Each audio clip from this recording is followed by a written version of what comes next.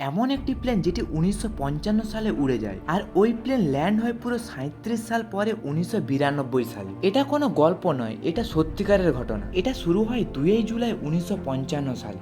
American flight 914 new York থেকে মিয়ামির উদ্দেশ্যে যাত্রা শুরু করে। রোদ উজ্জ্বল দিনে বিমানে 57 জন যাত্রী ছিল। কোনো ঝামেলা ছাড়াই বিমানটি আকাশে উড়ে যায়। 3 ঘন্টা পর তার অবতরণ করার কথা, কিন্তু নির্দিষ্ট সময় পরও তার কোনো দেখা পাওয়া যায় না। মিয়ামির কন্ট্রোল টাওয়ার ওই বিমানের কোনো চিহ্ন খুঁজে পায়। তখন নিউ ইয়র্ককে যোগাযোগ করা হয় আর জানা যায় আকাশ থেকেই হারিয়ে গেছে ফ্লাইট 914।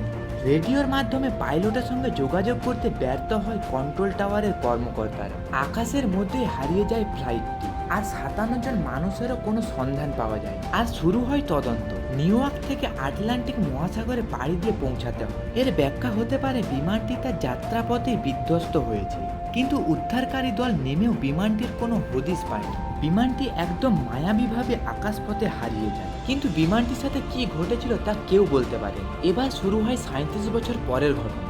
9 সেপ্টেম্বর 1992 সালে ভেনেজুয়েলার কারাকাস বিমানবন্দর কন্ট্রোল টাওয়ারে একটি অপরিচিত বিমানের অস্তিত্ব ধরা পড়ে। পাইলট তার প্লেনটিকে বিমানবন্দরে ল্যান্ড করার অনুমতি চায়। পাইলট জানায় তাদের ফ্লাইট নম্বর 914 এবং তারা জানায় ফ্লাইটে 57 জন যাত্রী রয়েছে এবং আরও জানায় 2 জুলাই 1955 তারিখে নিউ ইয়র্ক থেকে মিয়ামির উদ্দেশ্যে যাত্রা শুরু করেছিলেন। পাইলট কন্ট্রোল টাওয়ারের অবস্থান জানতে চাইলে কন্ট্রোল টাওয়ার জানায় এটি ভেনেজুয়েলার কারাকাস বিমানবন্দর আর সময়টা 1992 সাল, আর এটি মায়ামির থেকে প্রায় 1800 কিলোমিটার দূরে অবস্থিত।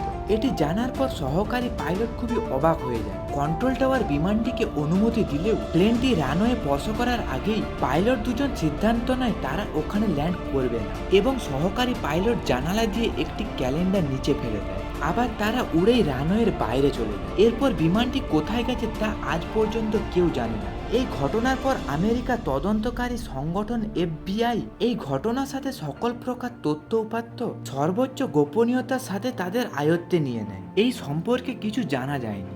বিমান থেকে পাইলটের ফেলে দেওয়া ক্যালেন্ডারটি ছিল 1955 সালের। তো বন্ধুরা, আপনাদের কি মনে হয় প্লেনটা কি সত্যিকারের টাইম ট্রাভেল করে 37 বছর পরে এসেছিল, নাকি এটা আপনাদের গল্প মনে হয়? এটা কি আসলে হতে পারে? কমেন্টে অবশ্যই জানান। আর ভিডিওটা ভালো লাগলে ভিডিওতে একটি লাইক করে চ্যানেলটিকে অবশ্যই সাবস্ক্রাইব করবেন।